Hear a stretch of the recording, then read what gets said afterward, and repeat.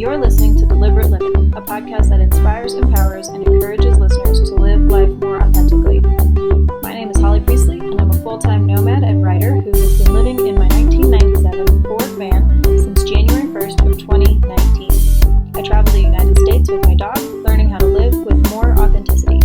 I explore different ways people choose to ditch the prescribed life we've all been sold and live on their terms, finding freedom and happiness however they choose. Hello, and welcome to another episode of the Deliberate Living podcast. I am your host, Holly Priestley, and if you're watching the video version, you can tell right away that I am not in my usual setting. I am not recording this in the van today. Today's podcast episode is being brought to you by the spare room at my parents' house. I am visiting them for a few days, and podcast doesn't sleep, it has to go out anyway. Plus, this week I'm pretty excited about the topic, and I wanted to share it all with you regardless of where I have to record. So if you're listening to the audio version, or the video version, I guess, you might notice that the sound is a little bit different, but hopefully it's not too different and the quality is still good enough. Right here at the top of the episode, I want to thank our sponsors for this week's show, and this is the first time I'm doing this, but our sponsors for the Deliberate Living podcast are you guys. The sponsors for the podcast are my listeners, my audience, my supporters, and I have a brand new way for everybody to support the podcast so that we can keep it free of all of those annoying ads. I do have a Venmo and a PayPal set up, and I link those in the show notes of every single episode. Also, it's linked in my Instagram profile and pretty much everywhere else. But I have also very recently relaunched my Patreon page, which I tried to launch like 2 or 3 years ago when I was like first moving into the van and doing the conversion process and all of that, and I let it go, but I'm happy to be re-upping it, and I've already populated it with a bunch of colorful, interesting behind-the-scenes type things, and so if you want to scoot on over to Patreon, I will leave a link for that in the show notes as well. But every tier on my Patreon page, whether it's $1, $5, $10, $50, $100, whatever, every single tier gets access to the same materials because, again, so much of what I do, I want to provide for as many people as possible. That's why I provide most of my stuff for free. But there's a couple of things that I really want to share, but I don't know if I want to share them with like the whole entire world. So those things are going to be what's on my Patreon page. And some of that is, these little like daily messages of the day that I write and paint and mix media for myself, as well as maybe some, time lapses of how I sort and edit my photos, or maybe editing videos, or live stream Q&A with all of you guys. So if you're interested in getting more behind the scenes and more inspiration and more content from me, and you want to help, again, support the podcast and everything that I create and help it be ad-free as far into the future as possible, go on over to Patreon, Venmo, PayPal, any of them, all of them, whatever you want. So, with all of that said, why don't we get started on this week's actual topic, which is my very complex relationship with creativity. So, it wasn't until very recently, and when I say very, I mean like literally within the last maybe like 6 months or so, that I was comfortable even using the word creative to describe myself. I've never considered myself a creative person, not in any of my 31 years. I've never been a creative, a creator. I've never been right-brained or artistic. None of that shit. It didn't apply to me. I didn't believe it applied to me. I was always analytical, practical, productive, left-brained. Like those words I would own and didn't have a problem with it. But creativity, creative, creating, right-brained, artistic, not me, not a fan chance, not gonna happen. That's not to say that I don't or didn't or haven't appreciated art or creativity. I really, really enjoy art and creativity. I envied creatives. I admired them. And I always wanted to be one, but I wasn't one and would never be considered one. So I think by now many or most of us have heard of the term imposter syndrome. It was coined originally by Pauline Clance and Suzanne Imes in 1978, but it's basically the feeling of phoniness in people who believe they are not intelligent, capable, or creative despite evidence of high achievement. And so a lot of folks have imposter syndrome. Maybe you do, listening or watching or reading this right now. And I'm no different. I believe that some of my imposter syndrome, had something to do with my resistance to the word creative in the first place.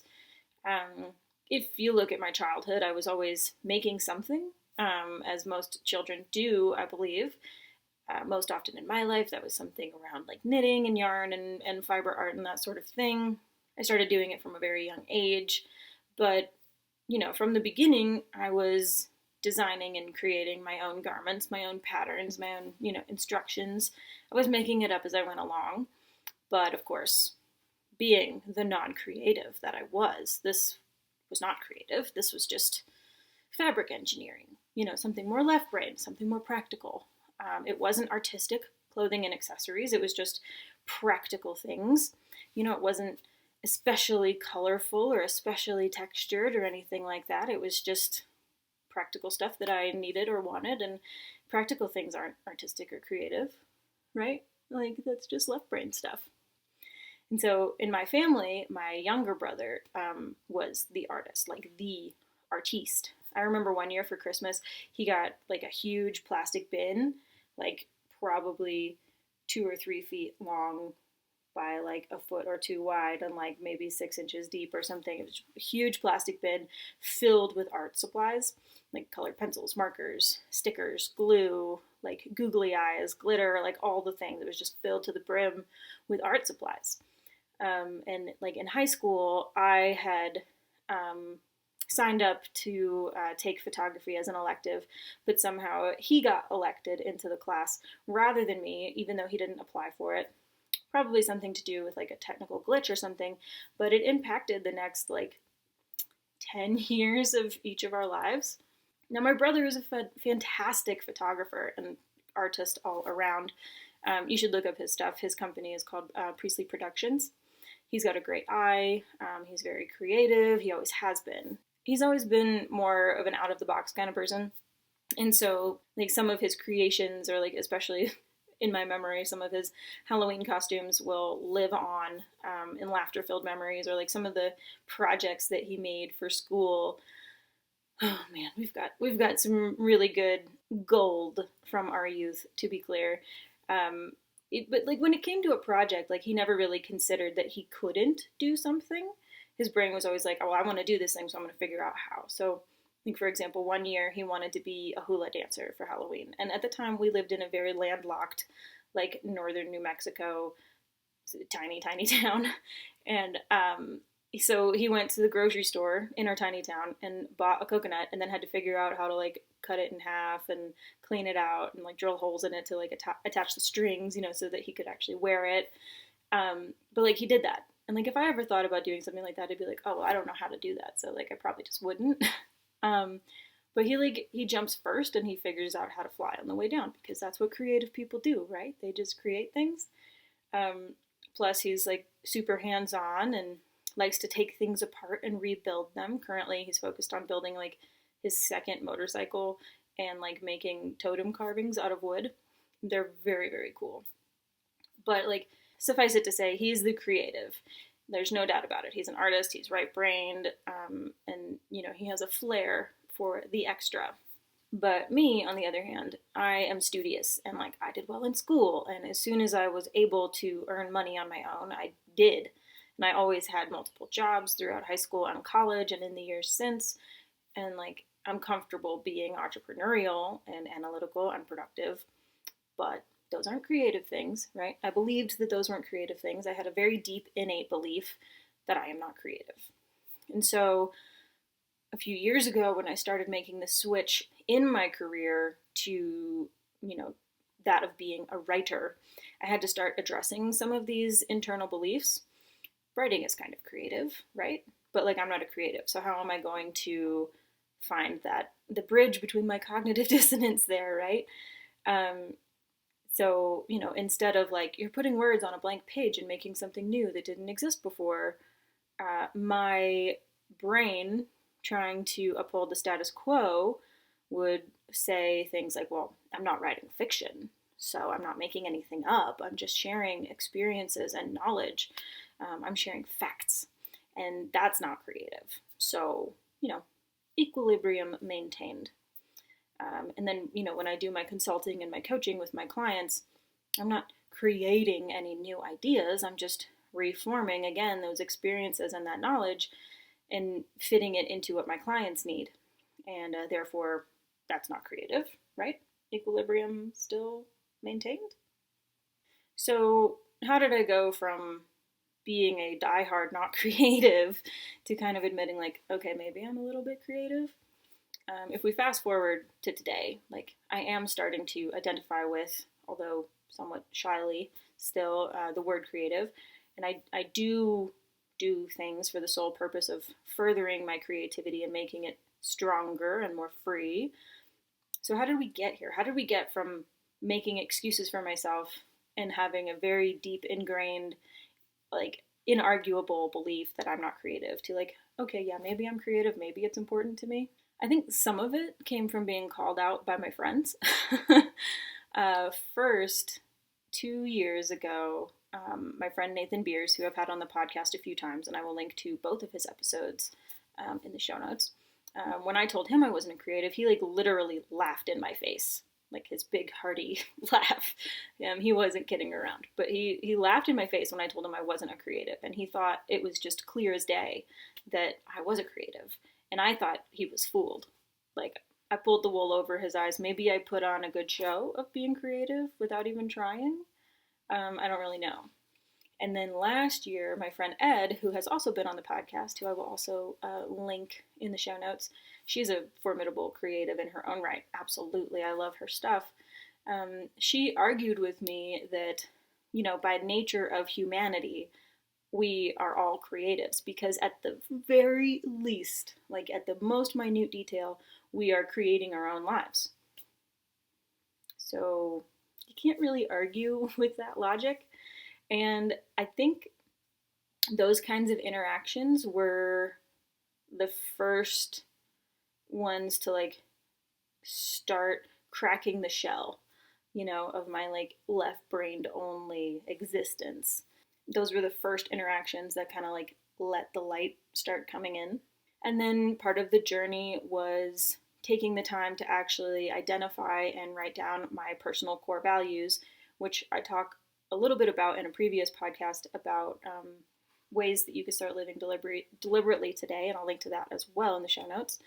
But I was brainstorming and analyzing the things that I think are important in life, and I do believe that creating and making is imperative to my success and happiness and fulfillment as a human being. And so in writing this down, and maybe it's because I am like a words-focused person and I need to like see things on paper, so like actually writing it down, I gave myself a lot of clarity and permission, very important, to focus on creating and making and being creative. Like if this is going to be, if creativity, creativeness, making things, producing things is going to be one of my personal core values, like I should probably give myself permission to do that and to focus on it. And so if I want to live my personal core values every single day, then I need to be creative in some way every day, or at least be open to the possibility. So that was a really big shift as well. And switching from not a creative to like, okay, I'm a creative was a bit of an identity shift. And I'm still kind of riding the waves of it. You don't get to shift your identity with like no waves coming after it. You're definitely going to have to like deal with some things in that process, but it's totally worth it, and everyone should go through identity shifts as necessary for their growth as human beings. And I still definitely struggle with it sometimes, but ultimately I feel more whole and more content when I create and when I identify with creating. I no longer feel like my identifying as a creative takes anything away from other creatives out there. I did once believe that. I didn't feel like I had the right to claim creativity because I didn't have like a certain education. I didn't have a certain experience. I didn't have a certain upbringing to be able to consider myself a creative. But then, now that I'm on this side of it, it's very clear that no one can give you a degree in creativity. Like you can get a bachelor's of the arts, in fine art or in something of that nature. but no one can really bestow the title of creative on you. You kind of get to own it yourself. You get to like try it on and see how it feels. And maybe at first, like most things you're trying on that are new, maybe it feels a little bit awkward. But somewhere in the back of your mind, you know that like, oh, it feels good. And it's worth the awkward, like growing phase of claiming the title in the first place. So now that I'm, working on my identity shift from not being a creative and only being left brained to now being like a little bit of a creative and also right brained, I need to sustain and feed the creativity. And so I've had to figure out new ways to do that and incorporate it somewhat naturally into my life because, as science has shown time and time again, if you try to like overhaul and shift your whole life all at once, it's probably going to fail. So I try to do it in very small steps. So one of the things I do is make sure that I'm open to new ideas. To be brutally honest, like there have been a lot of times in my life, like in the past, where like I've had an idea for a creation, usually like a book or a picture or a podcast or whatever, and I'll keep that idea all to myself. Like I'll just keep it inside, all to myself. I won't make it. I won't share it. I won't talk about it with anybody. I'll just keep the intangible idea in my head and in my heart for fear of creating the thing and then being left without any new ideas. Kind of like, one idea in the heart is worth two in the ether or something. I think that's how that phrase goes. But, over the last few months, I've realized that creativity doesn't work that way. It doesn't work that way at all. Maya Angelou famously said that, you can't use up creativity. The more you use, the more you have. And surprise of all surprises, she was right. I have definitely found that to be true. So one of the biggest things that I do to continue to sustain and feed my creativity is to act on my ideas as quickly as I can. And instead of a one and done mindset where, I'll lose all my ideas if I produce them and I won't have any left, now I feel like I have to act on the idea right away so that I can make space for the next idea. Like keeping an idea in my head or in my heart. Usually I feel ideas in my chest cavity. That's how I know they're in there. But if I keep them there and I don't create them, then I'm like blocking the flow of more ideas that are coming up behind it. So, it's been a complete 180 of my mindset around how creative ideas work. And so I really just try to work on them as fast as possible. That doesn't mean that I, create them and release them into the world as quickly as possible, but I at least get started and then I work on it. And, whenever the thing is ready, it's ready and I release it. But, it's kind of like priming the pump. You got to get it going. And then once it's going, you got to keep it flowing. And so that's one of the ways I do it. Another way that I sustain and feed my creativity is by rounding out my activities. So this means that while I identify strongly as a writer, a knitter, a photographer, I also throw in some painting into my days, or beading, or collage, or some other form of creativity. The way I see it, the way it works for me, is that expanding my range of activities helps me to be a more rounded creative, and it gives me more like fleshed out ideas, and it opens my mind to new possibilities. And like I like to think of it as like a balanced meal. Like you need to have a range of vitamins and minerals and like types of food. That whole rule about you have to have all the colors on your plate. Like the more colors you have, the better. If your plate is all beige, you're not getting all your vitamins and minerals. And so in my creativity, likewise, I need to have a range of like mediums and sizes and purposes, to my projects to keep my mind healthy and to keep the creativity sustained and growing. So I move on my ideas quickly. I make sure to vary my production methods, but I also make sure that I spend a fair amount of time each day creating before I start consuming. So my morning routine is and always has been a very important part of my life over the years. Part of this is because I'm a morning person, but you do you. But over the years, my morning routine has like evolved and shifted to fit my needs. So these days, my morning routine looks like meditating. And when I started doing meditation as part of my morning routine, I started with like 5 minutes. I use Insight Timer. And so I just set up my own like amount of minutes. I found some music that I like. And then as, 5 minutes felt really doable and like I wanted more, I changed it to 6. And the very next day I did 6 minutes. And I probably did 6 minutes for a few days or a week. And then I made it 7 minutes. And when 7 minutes felt good, I made it 8. So that's how I got into meditating, and that's how I'm growing my meditation practice. But that is the number one first thing I do. I don't do anything else first. After I meditate, I pull one of my tarot cards to give me something to focus on or learn about or remember throughout the day. And after that, I move on to journaling at least one page in my notebook, front and back. And my notebook is nothing fancy. It's just, like a 3-ring binder, spiral bound, something that you would have used in school. That's just what I use. And then after that, I have been making a small, like, message of the day, like painting mixed media piece that also has a quote or something I want to remember and incorporate into my life. And so, I'm getting different kinds of activity and mental engagement in those 4 activities. Meditation is a great way to kind of like center and focus on yourself. I'm really bad at it. I'll focus on my breathing for like 2 or 3 breaths and then suddenly I'm on some tangent and I have to like bring myself back. But it's good for your brain to bring yourself back and to like recognize thoughts as thoughts and not as facts. And then pulling the tarot card. My tarot cards are beautiful, so I get to see something beautiful and then I get to read something insightful and try and see how it might fit into my life. And then I journal, and that helps, get words flowing because that's what I need. And then I do the mixed media, so like I'm painting or drawing or, whatever. So I'm engaging a lot of different parts of my mind. But during all of this, the most important part is that my phone is on airplane mode. And like I only use it to listen to the music for my meditation, but otherwise like it's pretty far away from me or it's flipped over. I can't see it, but it's on airplane mode anyway, so it wouldn't matter. And then, so I'm starting to create and engage my mind before I start consuming things. So once my morning routine is done and wrapped up, I turn the phone back on and I let the notifications flow in. One interesting thing I've noticed from doing this is that the longer I have the phone in airplane mode, the longer I spend creating in the morning, the longer I spend in my morning routine, the less I actually want to turn my phone on, the less I want to see notifications, the less I want the pressure to respond to things. And so, like, I absolutely still spend way too much time on my phone, too much time scrolling social media, especially Instagram. That's a big one for me. Or YouTube.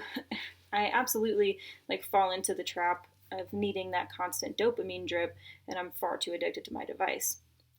But if you've ever heard anybody else say that you need to create before you consume, that's another one of those cliches that's absolutely right. I can vouch for that one all day long. But on the flip side, I do think it's important to consume other people's art and creativity to further feed your own, just not first. You create your own stuff first, then you consume their stuff later. It can help expand your mind, give you new inspiration, maybe even new techniques to try. And so I'm not saying that, you should throw your phone away and like hole yourself into a little like hermit house and never watch another movie or read another book. Absolutely not.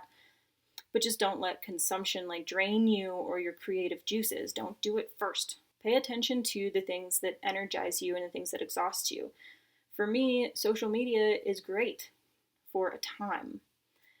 Then after I spend too much time scrolling or whatever, I start to feel tired and inadequate and small and like I don't have any creative juices flowing at all. So I really can't spend too much time consuming on social media platforms, but like reading is always a good option for me. If I'm not feeling very creative and I can't make anything, like I'll give it, my good best effort, but then like maybe go read a book or like go to galleries or art stores or something. And some of my most meaningful creations have come from a spark of inspiration provided by another creator's work. So I like to act on my ideas quickly. I like to vary the kinds of mediums that I'm using. I like to create before I consume, and then I consume thoughtfully. And so how can you be more creative, dear listener or viewer or reader? First of all, give up any notion of having to be good at whatever the fuck it is you're doing. Give up any pressure or requirement to turn your hobby into a side hustle.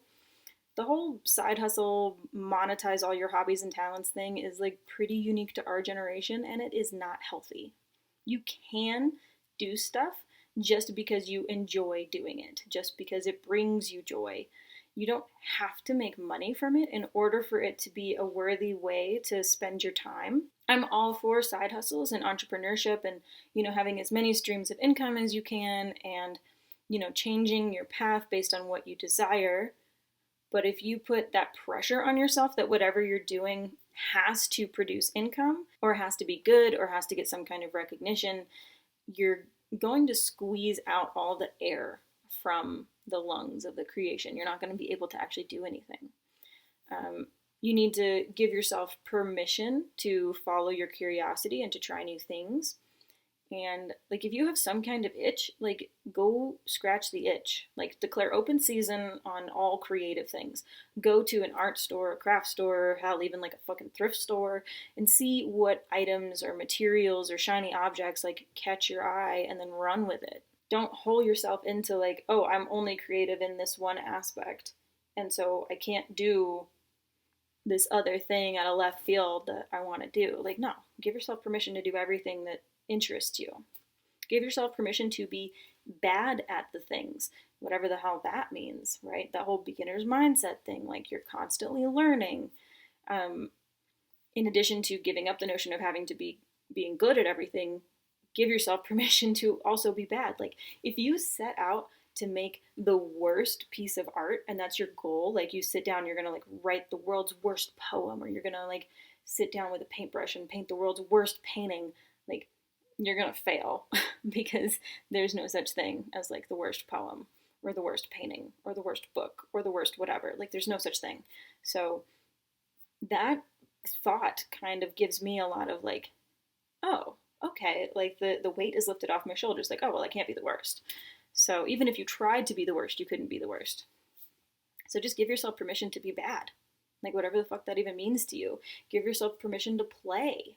Remember, like when we were kids, like all kids enjoy going to art class, right? Everybody enjoys like sculpting clay or painting or making jewelry or drawing or writing or, whatever. Like kids used to do it. And then at some point we got this notion of having to be good or having to monetize, or somebody is better than me at. Like somebody is also always going to be better than you at.